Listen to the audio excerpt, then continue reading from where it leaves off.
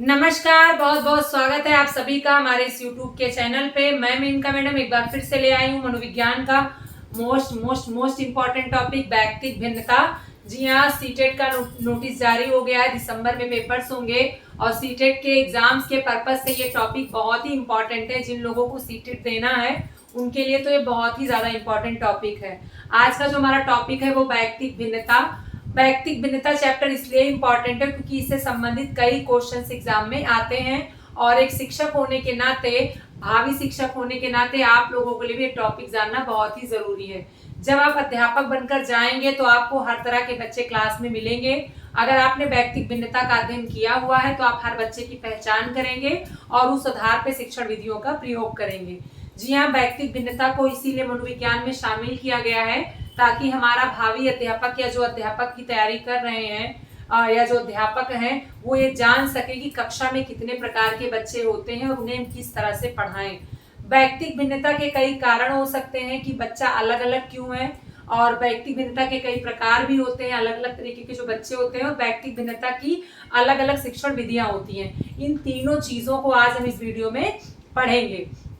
जो बच्चे होते हैं बेटा, आप लोगों ने देखा होगा कि हम लोगों ने इससे पहले वाले वीडियो में पढ़ा था प्रतिभाशाली छात्र, सृजनशील छात्र, विकलांग छात्र, पिछड़े छात्र, मंदबुद्धि छात्र।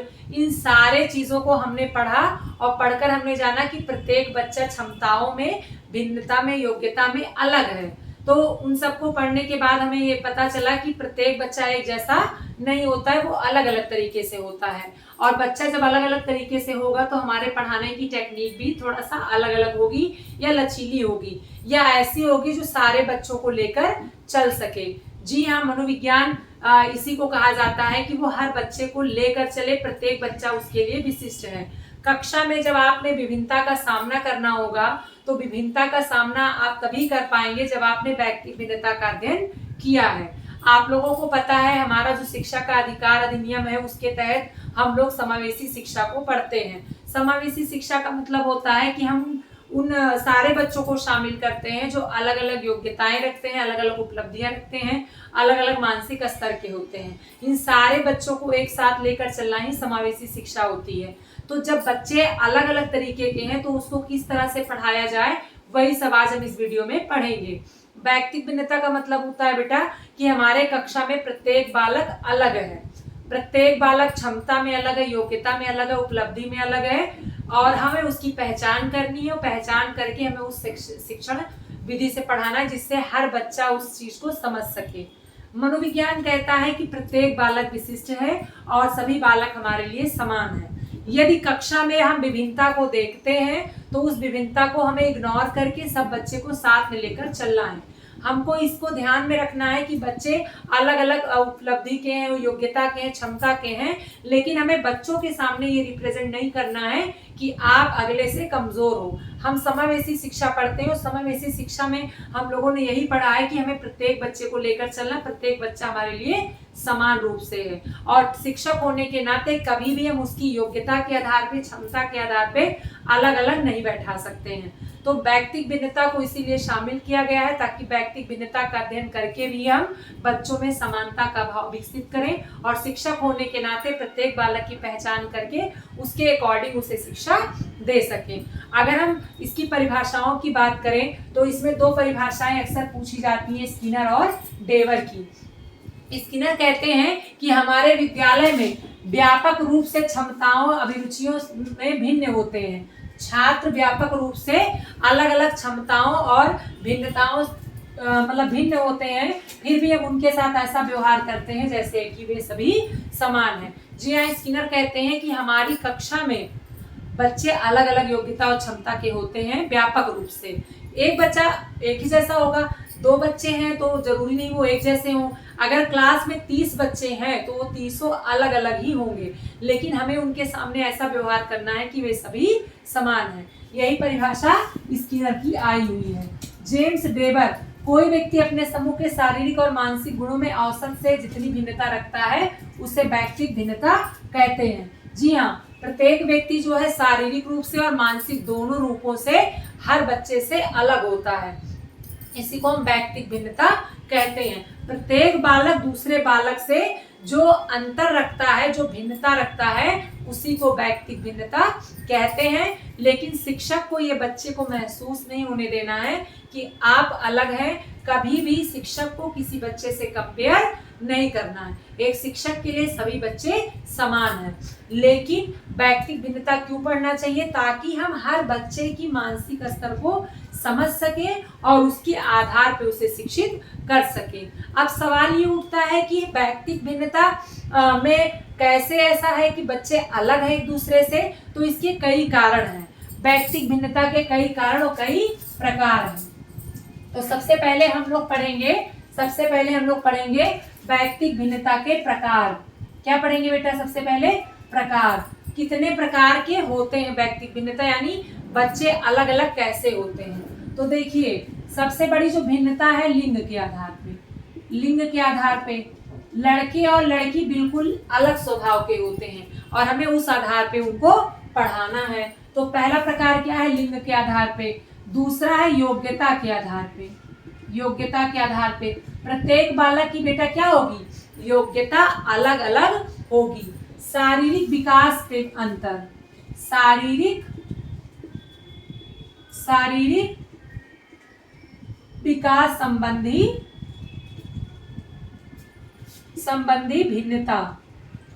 विभिन्नता। सारे बच्चे शारीरिक रूप से एक दूसरे से भिन्न होंगे। इसके बाद बुद्धि संबंधी भिन्नता, सबकी बुद्धि भी अलग होगी। बुद्धि संबंधी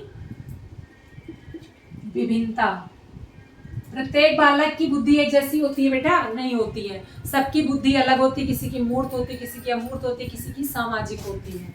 व्यक्तित्व भिन्नता क्या होगा बेटा? अगला व्यक्तित्व संबंधी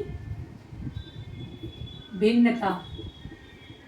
व्यक्तित्व संबंधी भिन्नता, सबकी पर्सनालिटी अलग होगी। इसके अलावा क्षमता में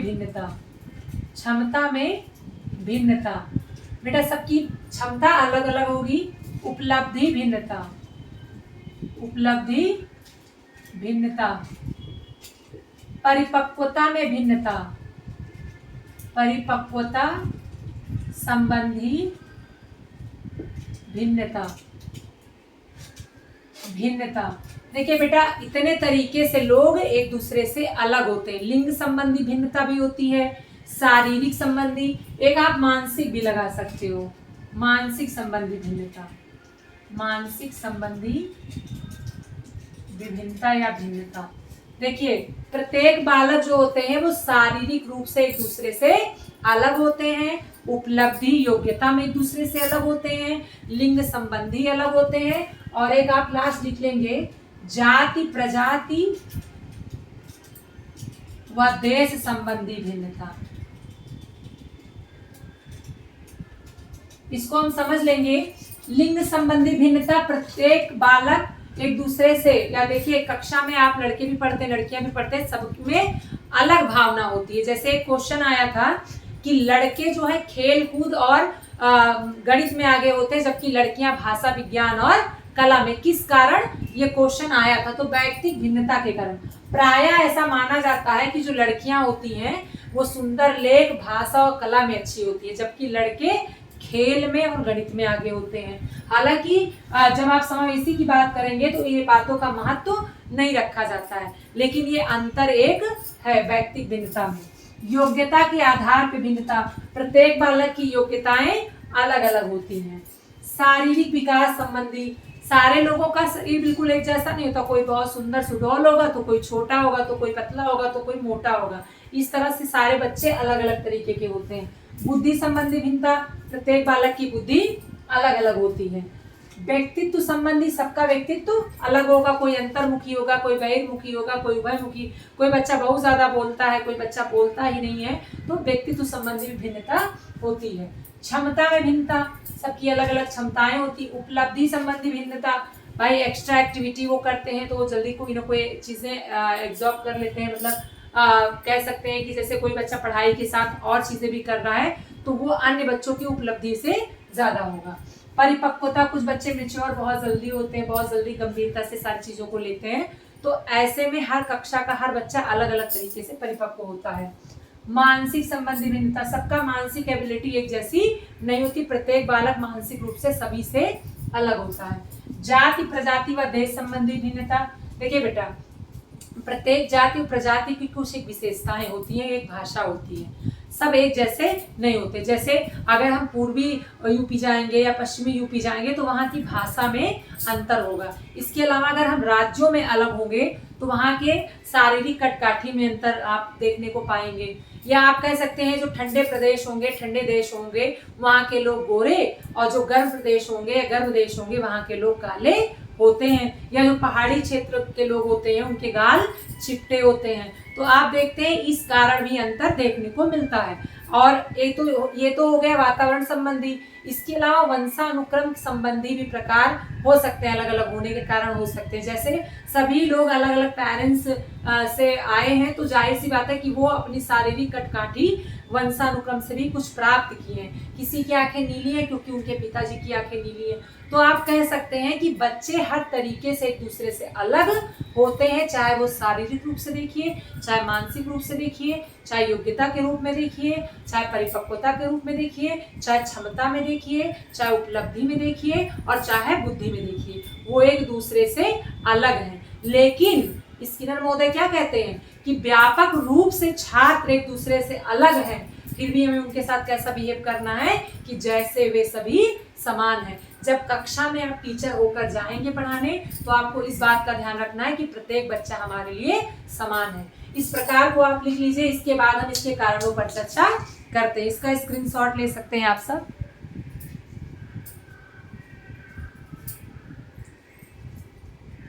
स्क्रीनशॉट हो गया बेटा। अब हम लोग इसके कारणों को जानेंगे। व्यक्तिगत भिन्नता यानी बच्चे एक दूसरे से अलग क्यों हैं, इसका क्या कारण है, कारण पे हम चर्चा करेंगे। पहला कारण बेटा क्या है, वंशानुक्रम। क्या है, वंशानुक्रम। सबके पेरेंट्स अलग हैं तो जाहिर सी बात है कि बच्चे भी अलग अलग शारीरिक कटकाठी के होंगे। कोई गोरा होगा, कोई काला होगा, कोई छोटा होगा, कोई मोटा होगा, कोई पतला होगा। तो इस तरह से सारे बच्चे एक दूसरे से अलग होंगे। क्यों अलग होंगे, क्योंकि वो अलग अलग पेरेंट्स से हैं और हम अपने माता पिता के निहित गुण पाते हैं। यानी वंशानुक्रम क्या है, माता पिता के निहित गुण संतान में आना। माता पिता जिस तरह से दिखते हैं हम भी उस तरह से दिखते हैं। यही आपका क्या है, वंशानुक्रम। एक पीढ़ी के गुण और दोष दूसरे पीढ़ी में आना। तो वंशानुक्रम के कारण भी हम एक दूसरे से अलग हैं। दूसरा है वातावरण। जिस तरह से आपका वातावरण है उस तरह से आप क्या होंगे, उस तरह से आप डेवलप होंगे। देखिए जैसे ही परिवार का माहौल होगा, जैसा ही आसपास का माहौल होगा, जैसा ही विद्यालय का माहौल होगा, उस तरह से हम बन जाते हैं। आयु के कारण भी क्या होता है, हम अलग अलग होते हैं। इसके अलावा देखिए ये 3 महत्वपूर्ण कारण है। ये 3 महत्वपूर्ण कारण है। इससे पहले वाले वीडियो में इसके पहले वाले में आप लोगों ने इसका स्क्रीनशॉट लिया था। इसके बाद आयु, फिर बुद्धि, फिर आपका क्या है, बुद्धि, फिर योग्यता। ये आपका एक्सटर्नल है।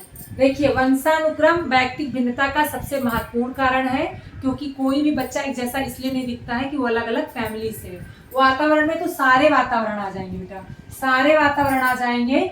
यानी विद्यालय का वातावरण भी, वहाँ की संस्कृति, वहाँ का समाजीकरण जिस तरह से उसका हुआ है, वहाँ की भाषा, सारी चीजें इसके ऊपर इफेक्ट डालती है। इसीलिए बच्चा एक दूसरे से अलग है। अब जैसे मान लीजिए कि वो बेसिक में बहुत अच्छे विद्यालय में पढ़ा है, फिर जब वो दूसरे विद्यालय में जाएगा तो वो अन्य बच्चों से अलग होगा, क्योंकि उसने बहुत ही अच्छी पढ़ाई की है या उसका भाषा बहुत अच्छा होगा। तो वो अन्य बच्चों के साथ जब पढ़ेगा तो उसकी भाषा का स्तर बहुत अच्छा होगा। वो बहुत जल्दी किसी चीज़ को कैच कर लेगा, वो अपने आप को बहुत ही बेस्ट करके दिखाएगा। तो कहने का मतलब है कि वातावरण भी बड़ा अहम रोल निभाता है व्यक्तिगत भिन्नता का। तो ये कुछ महत्वपूर्ण कारण हैं जो हमको एक दूसरे से अलग करते हैं। इसके बाद हम महत्व पर जानेंगे कि हम इसको क्यों पढ़ते हैं। हम इसको क्यों पढ़ते हैं, व्यक्तिगत भिन्नता क्यों पढ़ता है। मैंने प्रारंभ में ही बताया आप लोगों को कि व्यक्तिगत भिन्नता हम क्यों पढ़ते हैं बेटा, ताकि हम कक्षा को सही से चला सके, कक्षा को सही से चला सके, गृह कार्य को सही से दे सके। जैसे हम लोग देखते हैं कि जितने भी स्कूल हैं उसमें गृह कार्य का क्या पैटर्न है केवल SW लिखेंगे और कहेंगे A to Z लिख लाना। A to Z बच्चा डायरी में उतार लाता है और घर से किसी से भी लिखवा लेता है। अगर उसको आता है तो स्वयं से करता है, लेकिन नहीं आता तो किसी और से कराता है। तो इससे क्या होता है कि वो खुद नहीं करा है, उसने दूसरे से करा है, क्योंकि उसे आता ही नहीं है। लेकिन अगर हमें व्यक्तिगत भिन्नता का पता रहेगा कि प्रत्येक बच्चे का मानसिक लेवल कहाँ तक है, तो वहीं तक उसको गृह कार्य देंगे। इसके अतिरिक्त अगर हम कोई विषय पढ़ा रहे हैं तो वो विषय अगर बच्चे के समझ में नहीं आएगा और हमें पता है कि बच्चे का लेवल क्या है, तो हम उसको उस तरह से पढ़ाएंगे। यानी हम शिक्षण विधियों में परिवर्तन लाते हैं, हम लचीलापन लाते हैं, जिससे हर बच्चा हमारा जानकारी प्राप्त कर सके।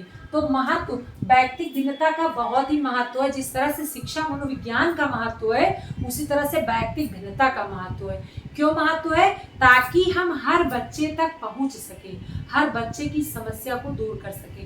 व्यक्तिगत भिन्नता क्यों पढ़ते हैं? ताकि बच्चे की समस्या को दूर कर सके।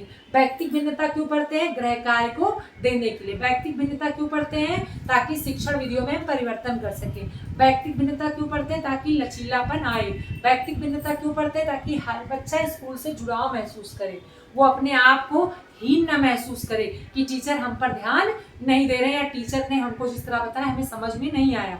अगर अध्यापक को व्यक्तिगत भिन्नता की समझ है, प्रत्येक बच्चे को वो व्यक्तिगत रूप पे जानता है, तो उसी आधार पे वो पढ़ाएगा। अगर हम व्यक्तिगत भिन्नता के शिक्षण विधियों की बात करें, अगर हम शिक्षण विधियों की बात करें तो ऐसी विधियों का चुनाव करना चाहिए जिससे सभी बच्चों को लाभ हो सके। जिसमें से दो महत्वपूर्ण विधियां हैं। एक आपका ह्यूरिस्टिक विधि। इसके प्रवर्तक कौन है बेटा? विधियों पढ़ाएंगे आप लोगों को बहुत डिटेल में, लेकिन आप लोग बताइए ह्यूरिस्टिक विधि। इसके प्रवर्तक है आर्मस्ट्रॉन्ग। कौन है बेटा? आर्मस्ट्रॉन्ग। अरे वो नहीं, आर्मस्ट्रॉन्ग। आपके दूसरा जो है आपका प्रोजेक्ट विधि। प्रोजेक्ट विधि इसके कौन है? किलपैट्रिक। इसी को योजना विधि कहते हैं। क्या कहते हैं? योजना विधि कहते हैं। ये किसका है? ये किलपैट्रिक का। तीसरा आपका बेसिक शिक्षा विधि। डाल्टन विधि। ये किसका है? महात्मा गांधी जी का डाल्टन विधि। ये किसका है? Helen Parkhurst. किसका है? Helen Parkhurst. ये आपकी कुछ 4 महत्वपूर्ण विधियां हैं जो सबसे ज्यादा फायदा करती हैं व्यक्तिगत भिन्नता वाली कक्षा में। जी हाँ, अगर बच्चे एक अलग अलग दृष्टिकोण वाले हैं तो हम उनको ह्यूरिस्टिक विधि से पढ़ाएंगे, मतलब खोज विधि से पढ़ाएंगे। वो बच्चे खुद ही खोज कर लाएंगे। हम उनको कोई एक ऐसा प्रोजेक्ट देंगे जिसमें अलग अलग बच्चा अलग अलग तरीके का प्रोजेक्ट बनाएगा, जिससे हमें ये जानने को मिलेगा कि प्रत्येक बच्चे का दृष्टिकोण कैसा है और उसका मानसिक IQ क्या है, उसका लेवल क्या है, वो कैसे सोचता है, वो कितना जानकारी रखता है। इन विधियों से हम आसानी से जान सकते हैं कि कौन सा बच्चा किस लेवल का है और प्रत्येक बच्चा इससे जुड़ेगा, प्रत्येक बच्चा अपना काम करेगा। व्यक्तिगत भिन्नता एक बहुत ही महत्वपूर्ण चैप्टर है। बस आपको इतना ध्यान रखना है कि प्रत्येक बच्चा एक दूसरे से अलग है, लेकिन शिक्षक होने के नाते हमें उनके साथ समान व्यवहार करना है।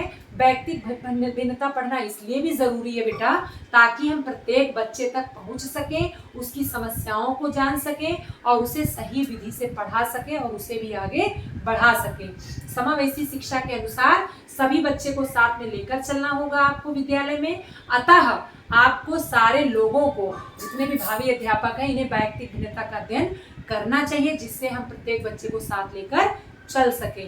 आई होप आप सबको समझ में आया होगा तो इसको शेयर भी करिए, लाइक भी करिए, सब्सक्राइब भी हमारे चैनल को नहीं किए हो तो करिए और लोगों को भी शेयर करिए। मिलूंगी नेक्स्ट वीडियो में बहुत ही इंपॉर्टेंट टॉपिक के साथ। तब तक के लिए धन्यवाद।